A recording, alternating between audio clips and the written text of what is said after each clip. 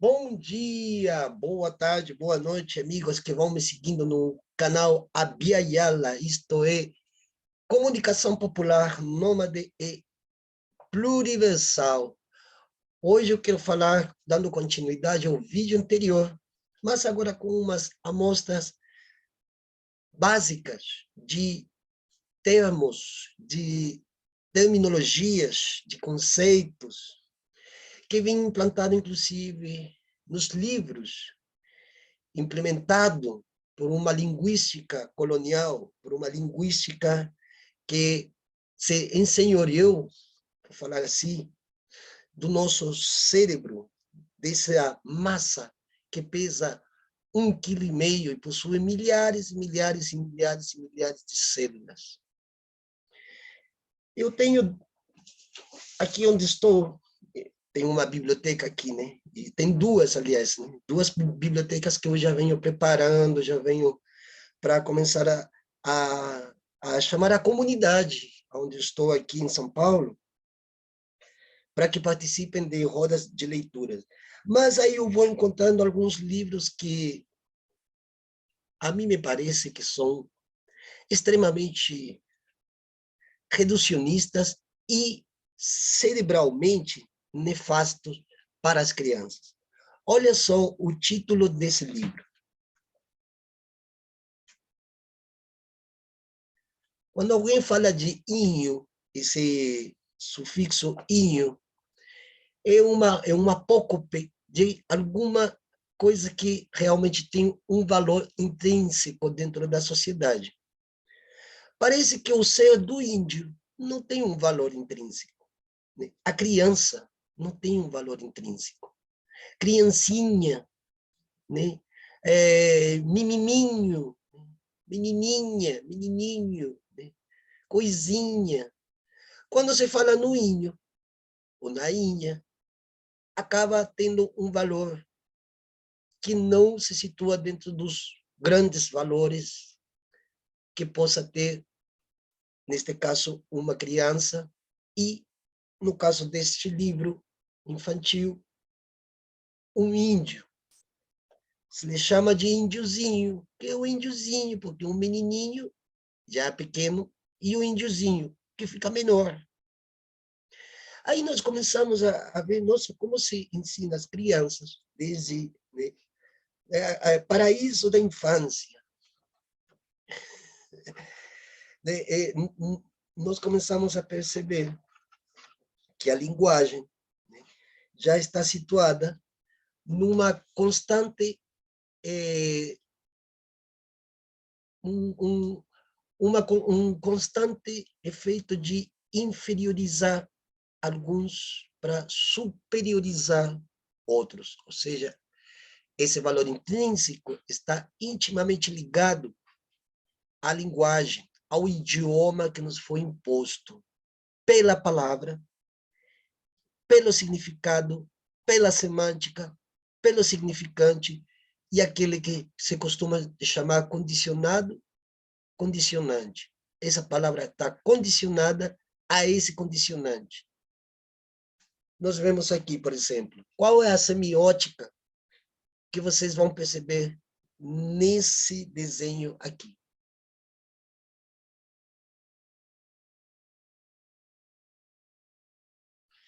Interessante, né? E está escrito o índiozinho Amazonas. Mas já é um processo de redutibilidade da própria língua, né? Então, tudo bem, porque você pensa que a criança é aquela coisa, né? Trata-se as crianças como quem trata um ursinho de pelúcia. Agora, olha a diferença desse livro com esse aqui.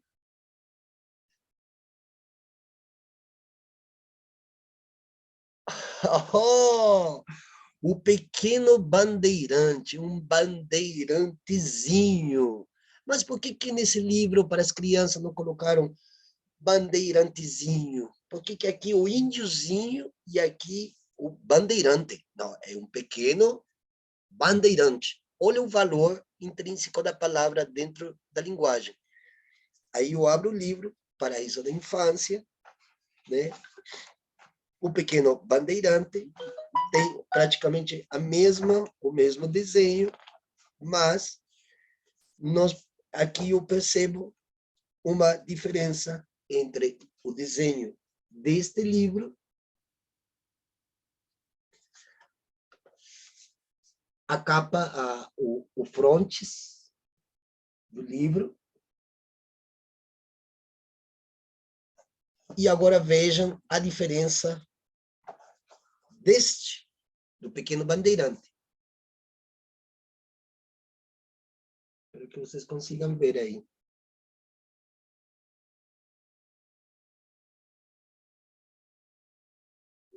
Olha o desenho da capa. E se apresenta ele como bonzinho. Isso que é o pior. Né? Aí já começa a fazer a cabeça da criança. O Pequeno Bandeirante, uma personagem de uma história acentuadamente brasileiras. Já começou o erro linguístico. Que desenvolvem o tema das bandeiras e projetam sua importância histórica para o país através das aventuras e emoções do menino, já não é mais o índiozinho, é do menino que participa de uma entrada com E maiúsculo nos sertões inexplorados do Brasil de antigamente. Gente, eu nem vou continuar porque a mim realmente dá vontade de jogar no fogo, tipo de livros desses, porque eu costumo dizer, e vou repetir todas as vezes que eu puder, e com provas, a língua portuguesa e a língua espanhola, ou idiomas, os sentidos idiomáticos, semiótica, é a pior armadilha que nos impuseram os colonizadores desde 1492, 1500, até a data atual.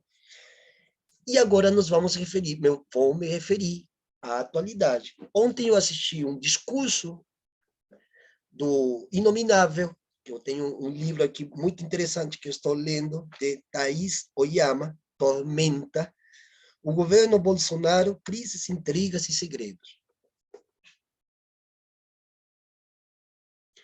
Por que eu estou fazendo essa comparatibilidade entre livros de crianças antigos, porque isso aqui é do ano,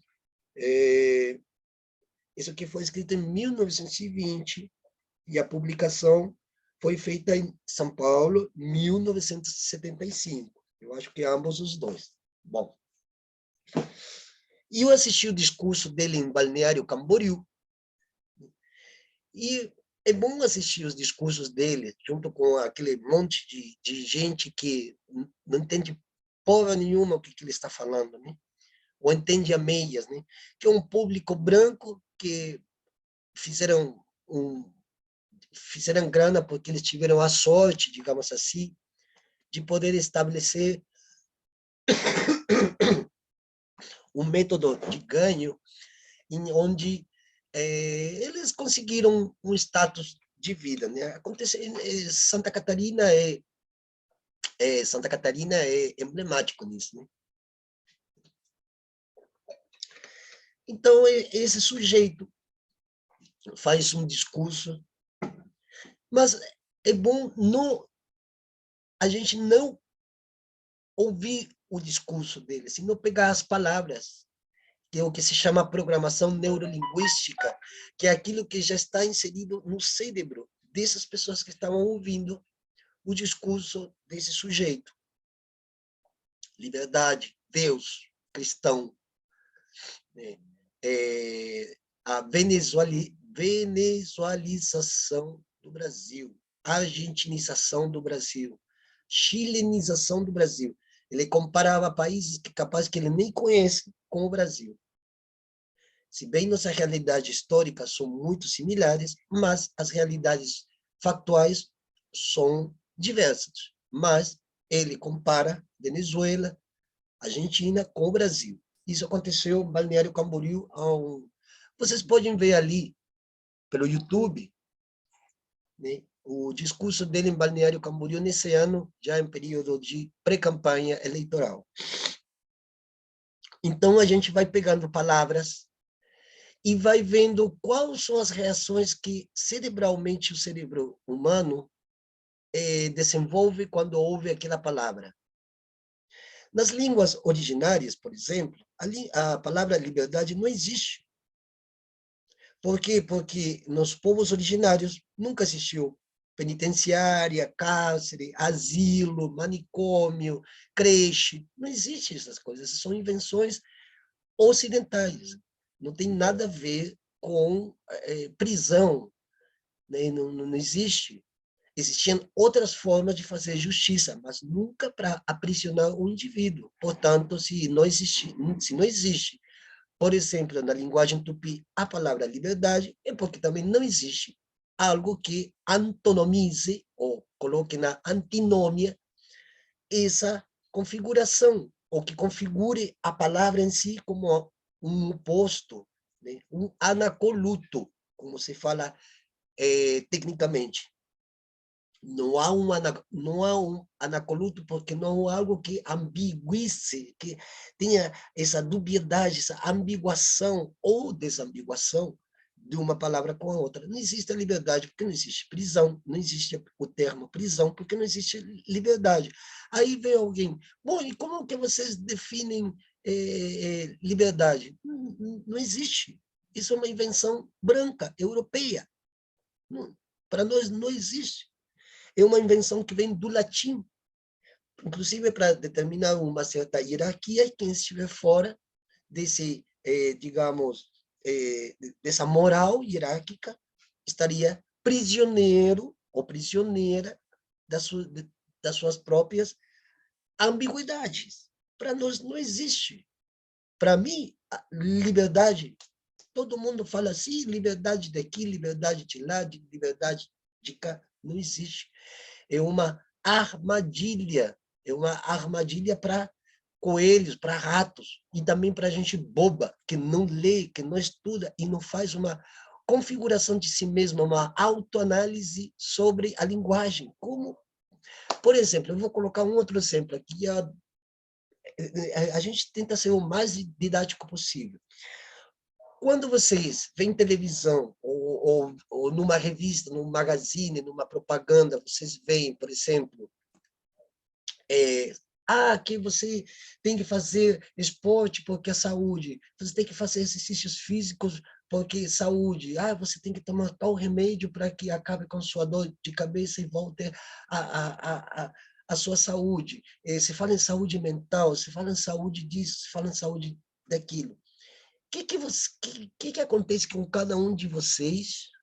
O que acontece com cada um de vocês quando vocês ouvem a palavra saúde?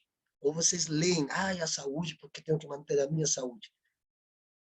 Acontece algo que vocês nem imaginam, que se chama a apresentação presente, porque o termo apresentação, se formos ver nas técnicas linguísticas, é a negação daquilo que está presente. Apresentar, presente, é o a e o a e an representam uma negação dependendo da sexualização da palavra. Então, eu apresento. Não, é presente. Eu estou presente aqui agora fazendo esse vídeo. Eu não posso dizer, eu vou me apresentar. Não, eu estou me apresentando, porque eu estou presente, porque estou aqui e agora. Não estive antes, nem estarei depois. É agora. Então, quando você se ouve falar de saúde, o que vem à cabeça primeiro? É a saúde em si?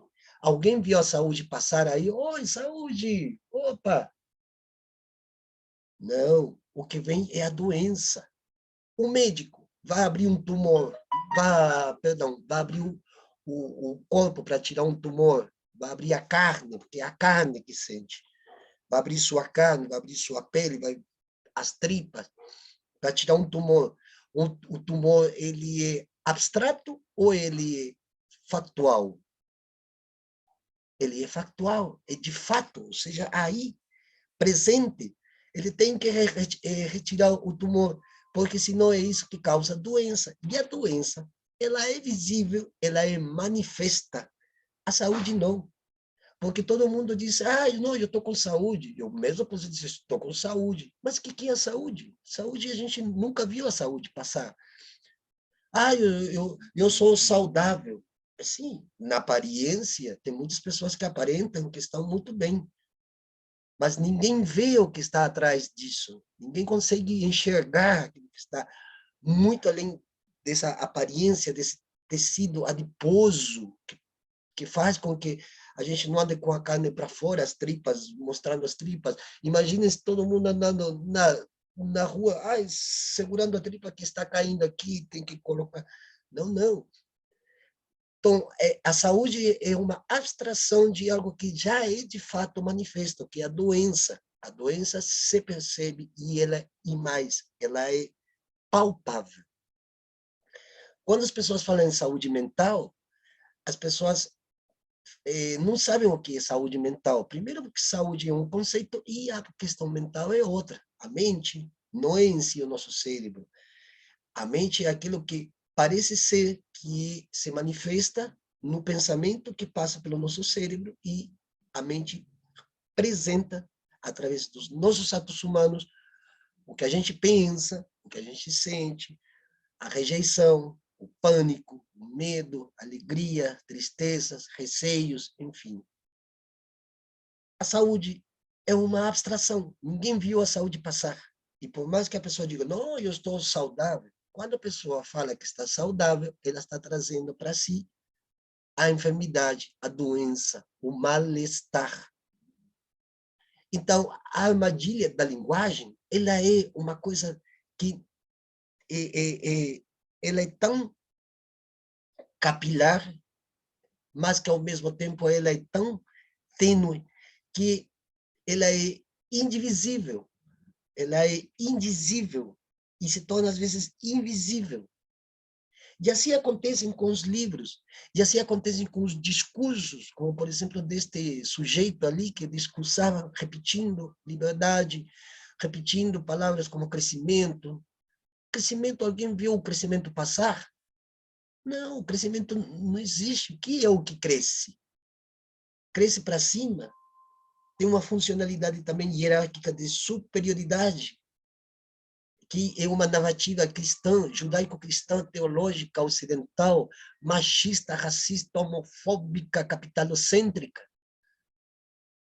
Nós temos que ter muito cuidado com o que nós falamos. Eu também, às vezes, eu perco o cuidado. Por quê? Porque eu já sei o que eu vou falar.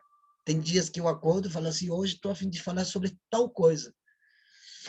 Mas essa coisa também é abstrata. Coisa é abstração. O discurso desse sujeito é abstrato, porque nada do que ele diz realmente é factual.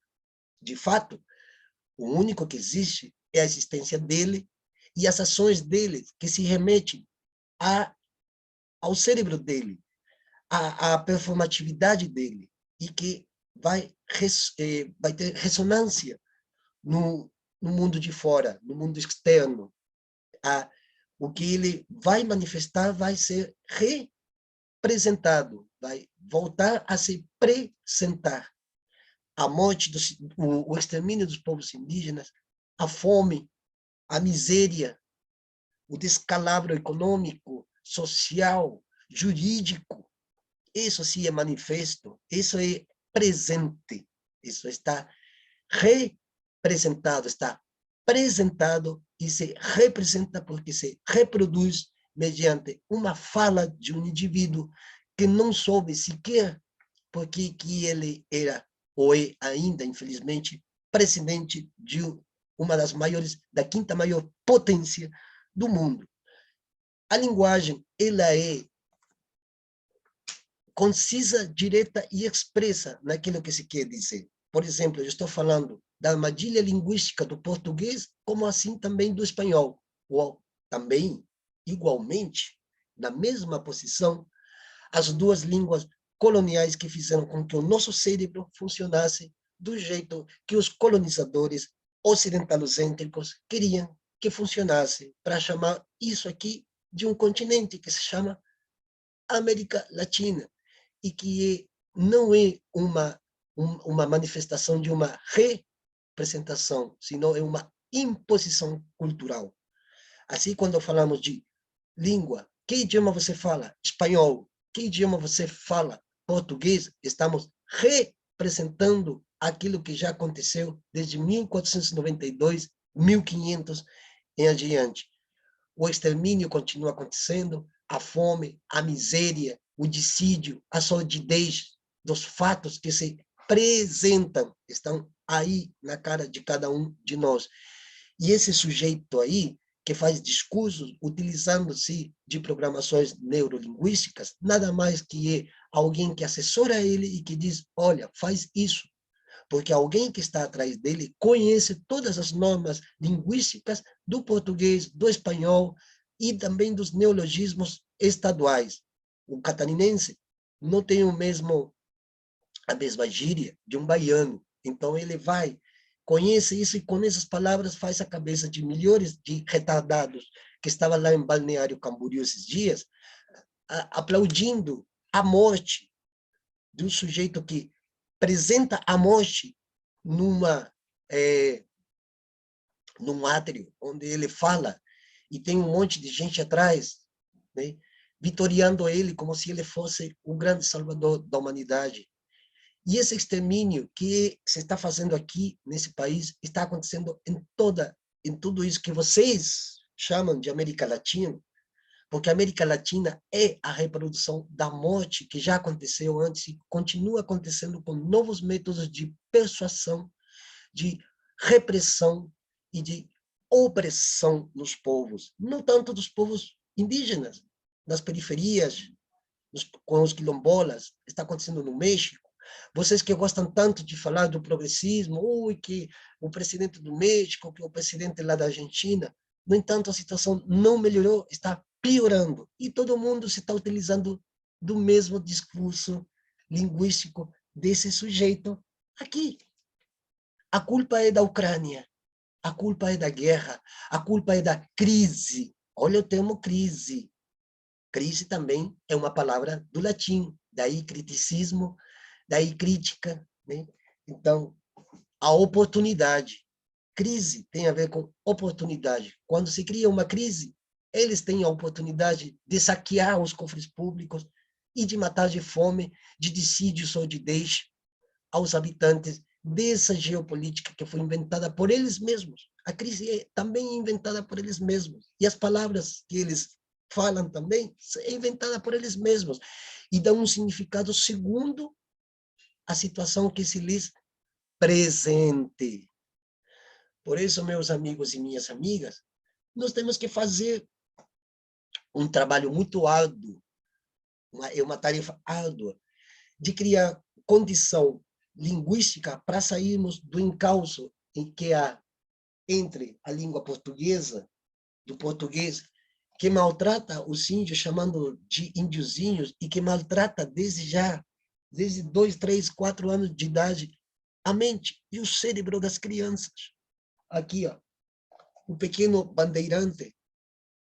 Como é possível a diferença entre índiozinho e bandeirante? Como é possível que desde criança se lhe imponha na cabeça deles que um bandeirante vale muito mais que um indígena que sempre esteve aqui e que nunca saiu daqui para invadir povos e menos ainda para impor sua língua em outros povos lá fora ou mesmo dentro da circunscrição mal denominada de Latinoamérica, na qual o Brasil também é depositário. Pessoas, nós estamos na hora de criar uma nova língua entre nós, criar uma língua que a gente, pelo menos, possa falar, possa dizer as coisas de uma forma muito mais natural, espontânea, e que cause menos impacto no cérebro, na mente, no cérebro e na natureza e na apresentação do mundo lá fora. Porque esse mundo lá fora está construído mediante essa linguística de opressão, de maltrato, de humilhação, de ofensa.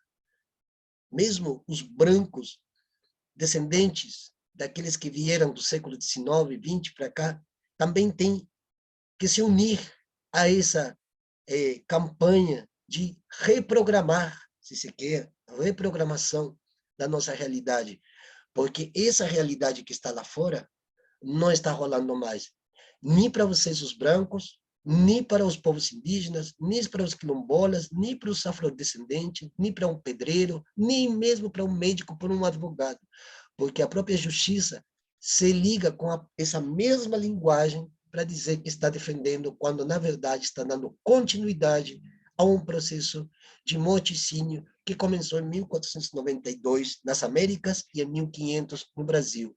Aliás, Brasil deveria parar de se chamar Brasil, é Pindorama, terra das palmeiras. É isso, meus amigos. Bom dia, boa tarde, boa noite, boa madrugada. E não precisa concordar comigo 100%, porque a palavra concordar significa acorda no pescoço de quem está junto ou está aplaudindo aquilo que a pessoa está falando. Prestar atenção. Muito obrigado.